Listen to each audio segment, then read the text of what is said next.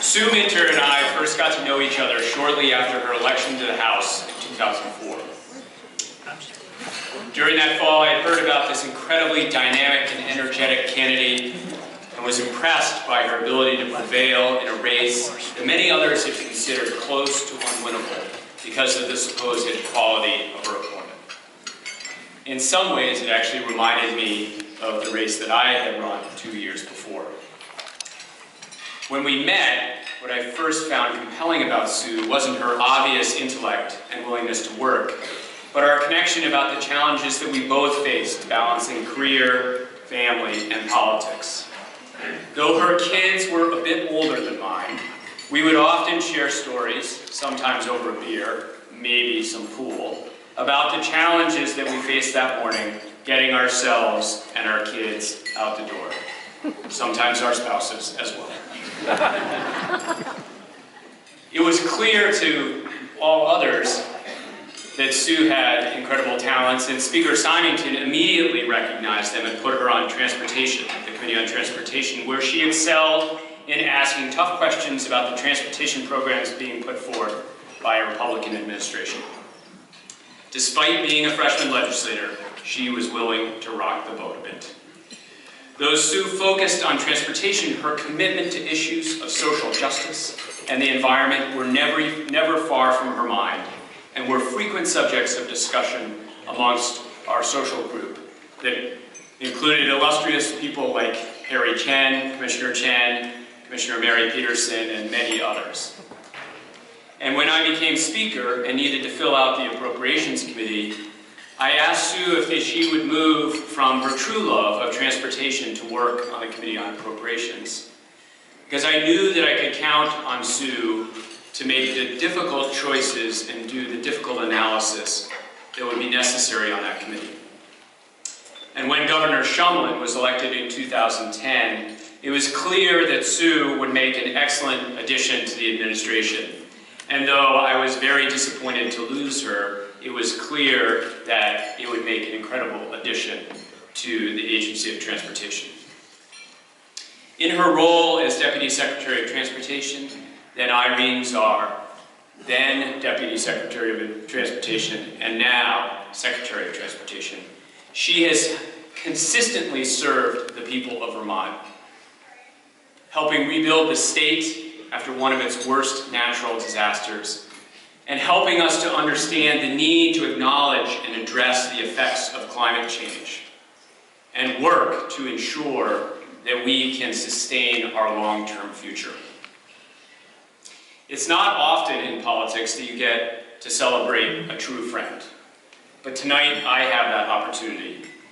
It is my distinct pleasure to introduce Sue Minter as one of the winners of the 2015.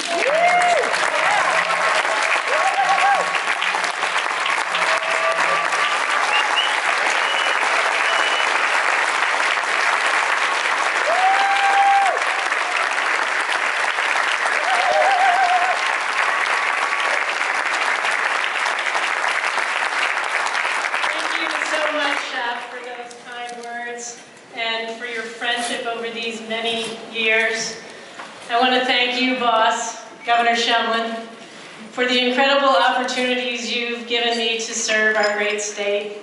It is a privilege to work in your administration, and I know you are going to leave a proud legacy.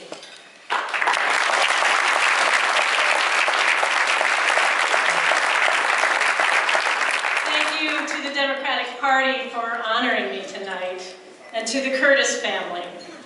David Curtis carried the torch for fairness, justice, and equality. And this Democratic Party has kept that torch burning bright for Vermont. Thank you. I want to thank my family who's here tonight, my children, my great kids, Jasper and Ariel, my wonderful husband, David, forever our cheerleader, and especially my mom, Evelyn. Mom, you are my model of grace, fun, and energy. Thank you.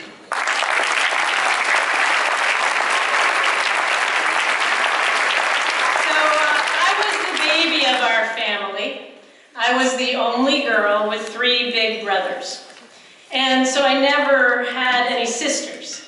But there is another female I want to acknowledge tonight. And that would be Irene. As in Tropical Storm Irene. It's fair to say that Irene and I have, well, a conflicted relationship. But I'll never forget August 28th, 2011. It rained, and it rained, and it rained. And throughout the night, I received text messages from my neighbors evacuating their homes in chest-deep water. All night I received calls and emails from our road crews out in the storm, reporting back and describing torrential rains coming down the mountains, turning brooks and streams into raging rivers that took everything in its path.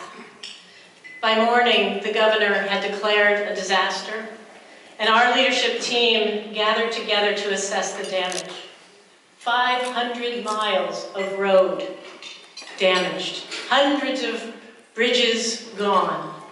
13 communities were totally cut off. Every major east-west corridor of the state was severed. 3,500 homes were damaged. 20,000 acres of farmland was flooded, and most tragically, 6 lives were lost. This was the greatest disaster our state had seen in almost a century. At VTrans, we began to take action immediately. And over the next 12 weeks, I had the extraordinary privilege of helping to lead the greatest road crews in America. These men and women gave themselves 24/7. They opened all of the roads in 4 months. And these heroes didn't just rebuild roads, they restored hope. When Governor Shumlin appointed me to be the Irene Recovery Officer, I began to travel throughout the state and participated in recovery efforts taking place everywhere. Long after the flood waters had receded, volunteers were continuing to show up by the thousands, taking care of one another. In community after community, leaders emerged. People pulled together. They dug out and they built back stronger. And now, nearly 4 years after the floods, Irene, to me, stands as a metaphor for what is possible. That's due first and foremost to the tireless and generous spirit of Vermonters. But Irene also demonstrates that government matters. In this era, when some are so quick to blame government for the source of their problems, we showed that a nimble and innovative and responsive government can be a lifesaver. Irene also drove home for me the vital role of the federal government and how critical it is to have champions like Senators Leahy, Senator Sanders, and Congressman Welch. Thank you for your tireless advocacy.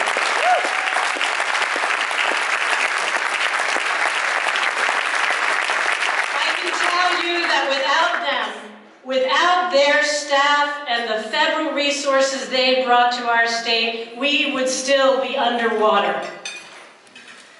I believe the Irene spirit of collaboration and innovation is what we need more of today. We face enormous challenges in our state and in our country, and we can't fix our problems by complaining or reducing the ability of government to function. When Irene hit our state, Vermonters did what all Americans should do in a time of crisis. We worked together to fix our problems. You know, I think Republicans in Washington can take a lesson or two from us.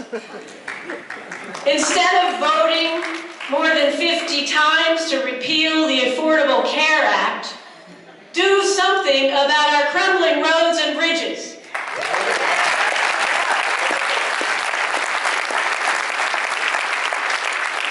Instead of holding 13 hearings about Benghazi, do something about climate change.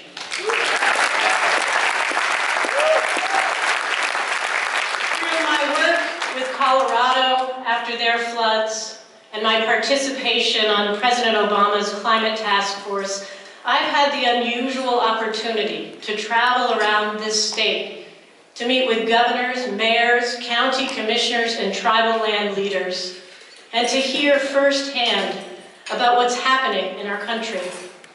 The dramatic impacts of climate disruption, drought in California, flooding in Iowa, wildfires in Colorado, storm surges in the Gulf Coast, and the melting permafrost in Alaska. Climate change is not a future threat. The climate is changing now.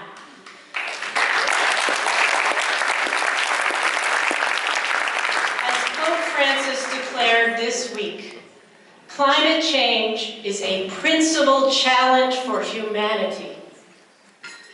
We can help address climate change right here by making Vermont the renewable energy capital in our country. Yeah.